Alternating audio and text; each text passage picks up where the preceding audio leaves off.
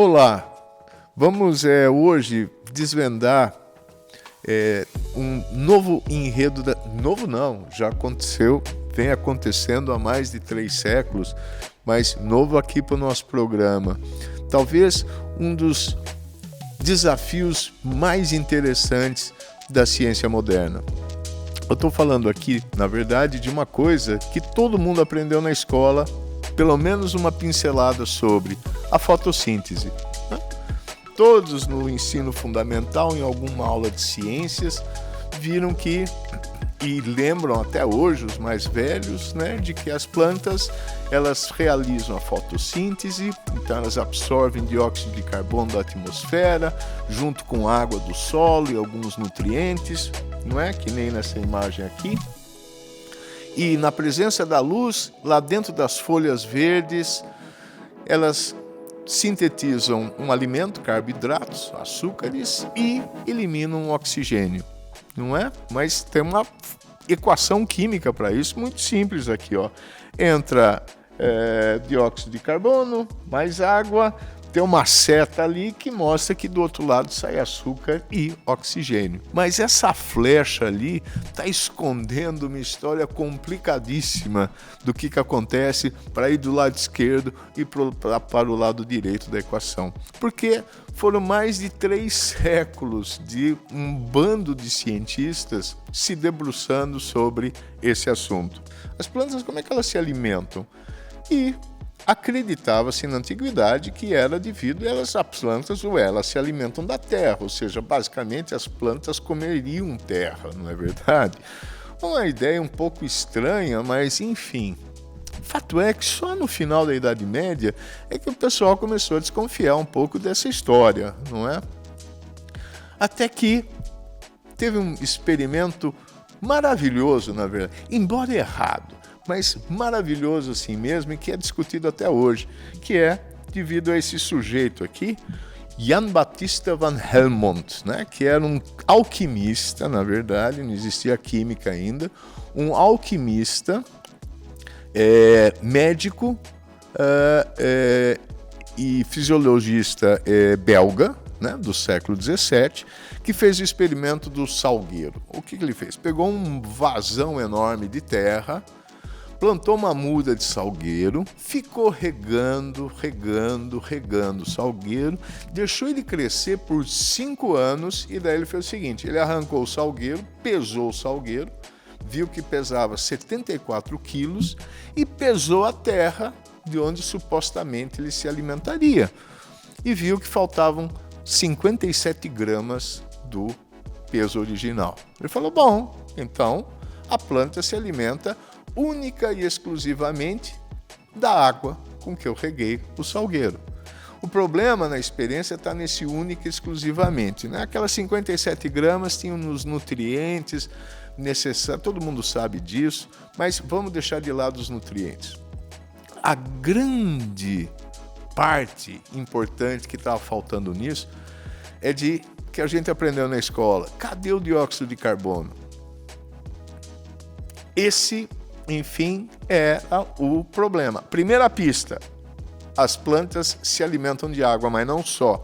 Faltava o gás carbônico, o dióxido de carbono. Mas o que estava faltando ali? Fato é que naquela época ninguém entendia direito o que era o ar.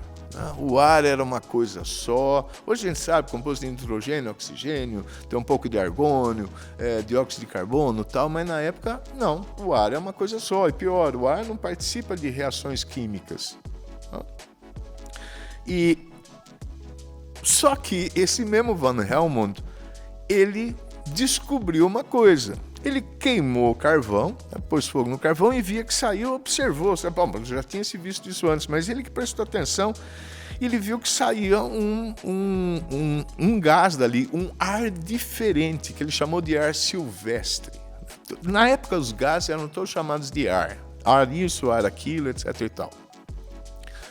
E o que era aquele gás que saía? Nada mais do que o dióxido de carbono, mas ele não se deu conta que lá ele tinha feito um experimento que, na verdade, completava a parte do salgueiro. Isso para juntar essas coisas que demorou um tempão.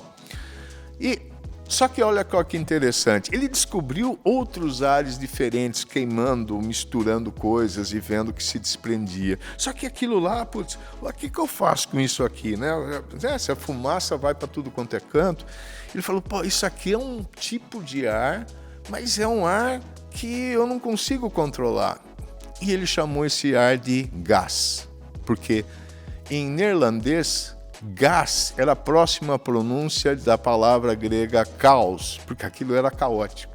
Por causa dessas experiências, o Van Helmont é conhecido por ser o pai da química pneumática. É uma expressão assim curiosa, mas o que significa química pneumática? É o estudo de gases. O que aconteceu logo depois? Estamos falando de meados do século XVII, lá comecinho do século XVIII. Você precisava ter um instrumento para estudar esses gases, para tentar controlar esse caos, como Van Helmont falou. E você precisava, então, coletar esse gás que saía, você precisava isolá-lo de outras coisas e você precisava, daí, pesá-lo, analisá-lo de alguma forma. E como é que dava para fazer isso?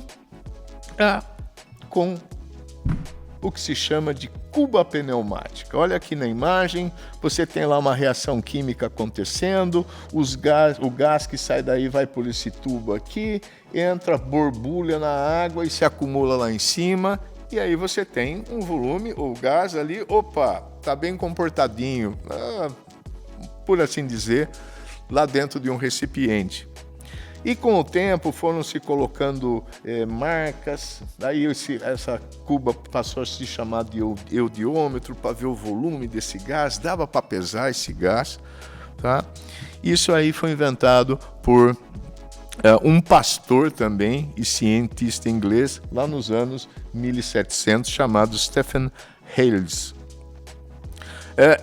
Então, descrito aqui o que a cuba pneumática faz, a gente pode fazer um pequeno experimento que, aliás, acontece, eu acho que em todas as gerações, na escola, em alguma aula de ciência é feita essa experiência, e que é muito parecido com o que o Van Helmont fez e outros fizeram depois. Que é o seguinte, você misturar vinagre com bicarbonato de sódio, né? Conhece essa reação, o que sai disso aí? Curiosamente, claro, né? Bom, não é uma coincidência, é fazer jus aqui ao nosso dióxido de carbono, o que acontece é que sai essa reação química entre o vinagre e o bicarbonato de sódio gera um gás carbônico, dióxido de carbono. Então, o que eu fiz aqui? Tem essa garrafinha, tem vinagre aqui embaixo, e eu coloquei bicarbonato de sódio aqui dentro dessa bexiga. Eu vou despejar aqui e o vinagre começa a reagir quimicamente com o bicarbonato de sódio. O que vocês estão vendo aqui é que, olha aí, está vazando aqui do lado, mas já dá para ver que gera gás carbônico e eu estou conseguindo coletar esse gás aqui dentro dessa bexiga. Mesma coisa que essa invenção aqui do começo do século XVIII. E eu posso agora, coletar o suficiente, e daí eu posso medir o volume, pesar esse gás e de alguma forma caracterizá-lo. Tá ok? Bom, então, se alguém fizer essa experiência, na verdade é um tributo a uma parte muito importante da história da química. Ok. Agora, Van Helmont viu lá, essa coisa, o gás silvestre é um gás que veio a ser, se viu depois que era o dióxido de carbono, mas quem primeiro de fato identificou isso usando instrumentos como esse foi Joseph Black em 1754, uma efeméride há 270 anos atrás, e ele chamou isso de ar fixo. Ar fixo por quê? Porque é um ar que está fixo em alguma coisa aqui, que é o vinagre e o pozinho do bicarbonato de sódio, ele não está solto na natureza. Então não faz muito sentido, mas era um bom nome, até meio poético. E esses experimentos foram sendo continuados. E um dos melhores dele, na verdade, ou um conjunto dos mais interessantes, é devido a esse personagem aqui, que é diferente dos precedentes. Ele era um ateu, era um inglês, ateu convicto, um nobre meio excêntrico, né? Dá para ver pela maneira com que ele caminha. Henry Cavendish, que foi um químico e físico inglês muito importante. E o que ele fez? Ele fez uma série de experimentos com gases ou ares. Entre eles, ele descobriu o ar inflamável, ou seja, o hidrogênio. Ele é aquele cara que depois conseguiu misturar oxigênio e hidrogênio, fazer a síntese da água. Certo? E olha aqui os instrumentos. Nos trabalhos dele tem as figuras das suas cubas pneumáticas, e tem uma lá ali que tem um balãozinho, né? Uma bexiga, só que não é uma bexiga que nem essa aqui do que nós usamos. Ele na verdade usava a bexiga de animais, né? Que ele secava, limpava direitinho e usava para os seus experimentos. Correndo um pouco com essa história, naquela mesma época, um aluno, né, do Joseph Black, que se chamava Daniel Rutherford, ele descobriu o ar irrespirável, ou seja, o nitrogênio. A gente não consegue respirar nitrogênio, está na atmosfera, mas o que a gente precisa mesmo é o oxigênio. E naquela época, né, vale um parênteses, como eu já falei, ar era uma coisa só, era uma substância simples, não era composto por elementos diferentes, por moléculas, de tipo de moléculas diferentes, nitrogênio e oxigênio. Mas como explicar certas coisas? O ar seria uma coisa só e que podia ou não conter um ente misterioso chamado de flogisto. Né? Era como se fosse uma maquiagem invisível. Então, por exemplo, o que a gente chama de nitrogênio, sabe que é uma substância diferente, né, do oxigênio que está no ar, na verdade seria esse gás maquiado. E o oxigênio seria parte desse gás, a mesma coisa, sem maquiagem. Dava para explicar um monte de coisas com essa história. Vamos pensar um pouco, voltar um pouco à fotossíntese. Mas antes disso, eu tenho que lembrar, é claro, do Lavoisier. Esse cara foi muito importante. Ele não trabalhou com fotossíntese, mas está aqui nesse retrato, ele está lá junto com a sua esposa, Marie-Anne Piriette Pouzet, que, aliás, é uma figura muito importante. Era uma desenhista excepcional e conseguiu fazer todas as ilustrações, como, por exemplo, dos equipamentos e dos processos de laboratório do marido, e aqui, aliás, ilustrações que foram essenciais para que se entendesse o que Lavoisier fazia. E aqui nós estamos vendo aqui a cuba pneumática ligada a uma balança, ele pesava os gases assim, e ele que matou a charada. Eu não vou entrar em detalhes, de que não, o ar não é parte, a mesma coisa, parte maquiada, parte não maquiada, e sim eram elementos diferentes. Era nitrogênio, oxigênio e outros gases, e ele rebatizou aqui, é uma parte da tabela da substância simples. O ar não é mais uma substância simples, mas ele chamou de oxigênio o que antes se chamava de ar vital. Ele chamou de azoto, é outro nome para o nitrogênio, o que antes se chamava gás flogistificado, etc. e tal. E o hidrogênio era o que se chamava de gás inflamável. Ele pôs ordem na casa. Né? Bom, pessoal, a gente faz um passeio e depois vai se desviando da avenida principal, mas é bom olhar para as lojinhas e para as pequenas capelas que estão nas ruas paralelas ou ou nas travessas que cruzam a rua principal, vão voltar à fotossíntese.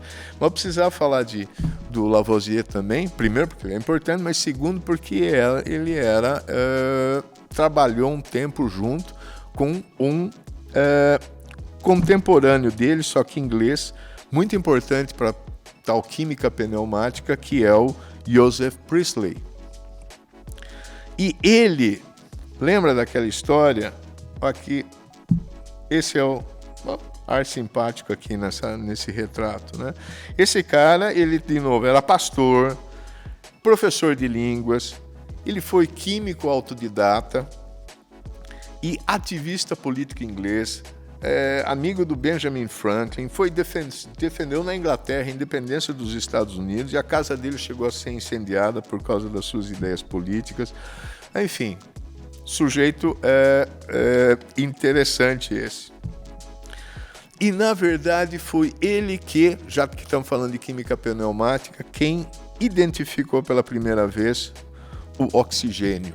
Lembra que eu falei que, na época, era tão famoso isso que foi retratado numa pintura que é famosa até hoje. Ela o pintor chamava-se Joseph Wright, da cidade de Derby. Esse quadro é de 1768 e veja que ele retrata uma experiência científica exatamente de você ter aqui um passarinho na campânula fechando e que ia morrer com a falta de oxigênio, para desespero das crianças que assistiam junto com os familiares e o cientista esse experimento.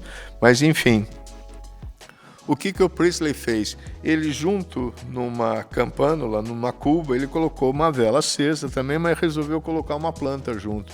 E quando ele colocava uma planta, a vela ficava acesa por mais tempo. Colocando o ratinho junto com uma planta, ele vivia mais do que sem a planta. Ou seja, ele concluiu que as plantas absorviam dióxido de carbono e eliminavam oxigênio. E ele fez esses experimentos na presença da luz, mas ele não sacou a relevância da luz nesse processo. E as campânulas do Priestley, ele também identificou, olha aí, as cubas pneumáticas dele aqui, fechado só com uma planta, aqui tem um ratinho, depois misturava, enfim. Essa é só uma das ilustrações do trabalho dele e tal. Quem sacou que a luz era importante, logo depois, em 1779, foi um médico e biólogo suíço que se chamava Jan Ingelhos. Ele viu que as folhas verdes, na presença da luz, soltavam bolhas de gás. Ele conseguiu, de alguma forma, parte da folha exposta ao ar, parte dela imersa em água, então ele viu bolhas saindo e que ele identificou que essas bolhas eram oxigênio. Viu que no escuro isso não acontecia e que consumia oxigênio e as plantas consumiam oxigênio eliminando o gás carbônico. Afinal de contas, as plantas, além de fazer a fotossíntese, elas também respiram como qualquer ser vivo.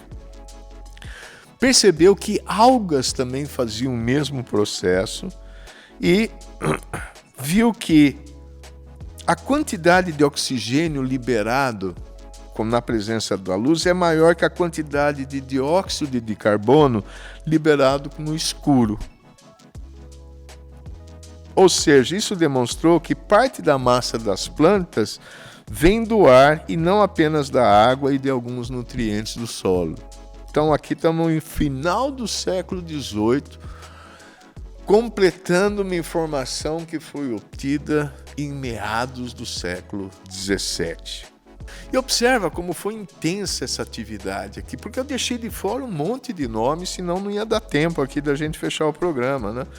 Você tem aquela experiência inicial que mostrou da importância da água no crescimento das plantas, do Van Helmont, daí ficou meio 100 anos em banho-maria, e daí de 1754, quando se identificou, esse ar fixo é isso aqui, até 1779, com esse trabalho de Jan Ingelhos, foram 25 anos, com muita gente envolvida e descrever esse processo maravilhoso que as plantas realizam a fotossíntese. Mas faltava alguma coisa. A gente tinha que chegar naquela fórmula, lembra? Tem que quantificar isso. Não basta só descrever. E essa quantificação não demorou muito. Veio alguns anos depois, em 1804, com um naturalista agora, também suíço, que nem o Jan Ingelhos, chamado Nicolas Theodor de Saussure, que ele pesou plantas, pesou o ar, estudando a composição do ar em diferentes situações, né, com a planta lá presa, tanto em laboratório, que nem aqui o Priestley fazia, como nas árvores mesmo. Aqui são as ilustrações de um trabalho do Saussure, né? Você vê as plantas nas cubas aqui, mas ele também amarrava coisas em torno das árvores para tentar entender. E assim ele pôde demonstrar a relação de quantidades de dióxido de carbono, oxigênio e água envolvidos na fotossíntese. Tá ok? Mas chegamos naquela fórmula? Não, ainda não. E vamos ter que entender um pouco mais. O que significa entender um pouco mais? Veja só.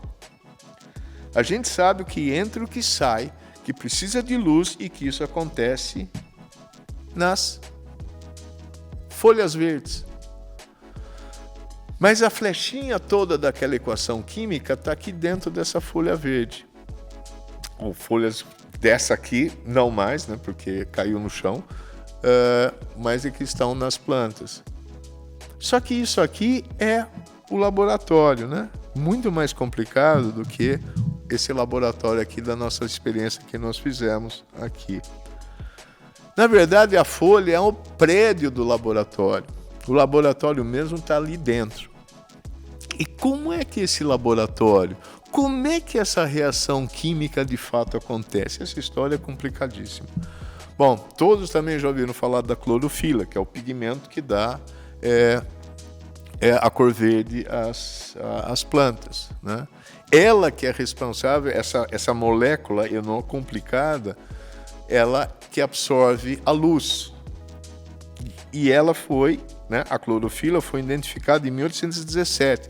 E essa clorofila está em estruturas dentro das células dos vegetais, das folhas, chamada cloroplastos, que foram descritos em 1837. Mas aí, chegamos no século XVIII, avançando no século XIX, mas essa equação aqui, ela só foi proposta por um microbiologista americano, nascido na Holanda, Cornelius Bernardus van Til, em 1931. Veja só que longuíssimo caminho para a gente entender a fotossíntese. Ou seja, essa fórmula, essa equação que descreve quantitativamente, ela só foi proposta 100 anos depois, mais de 100 anos depois dos trabalhos do Saussure, que conseguiu descrever as quantidades envolvidas de oxigênio, dióxido de carbono e água no processo. E aqui a gente sempre lembra dessas imagens simples assim. Mas ela é simplificada demais. E eu já dei pistas de que esse laboratório é complicado. Então, que imagem esquemática do que tem aqui dentro desse laboratório? Rapaz, veja só como esses processos são complexos. Nós temos membranas dentro dos cloroplastos chamados de ticaloides, com proteínas, com 1000 transferências de cargas elétricas de elétrons de um lado para o outro, fazendo uma série de reações intermediárias para, na entrada, água e dióxido de carbono, na saída, oxigênio. E entender esses detalhes demorou um tempão. Entender essas estruturas internas aqui para chegar a isso, foram também, de novo, uma série de cientistas ao longo de boa parte do século XX. Fato é que chegamos ao fim disso aqui? Não. A fotossíntese continua sendo estudada. Mas vamos ficar por aqui hoje e eu espero que vocês tenham gostado de mais um Ciência Enredo, contando como ciência envolve um monte de gente em vários lugares e, nesse caso aqui, durante vários séculos, para a gente entender algo que na escola a gente parece muito simples, mas não é.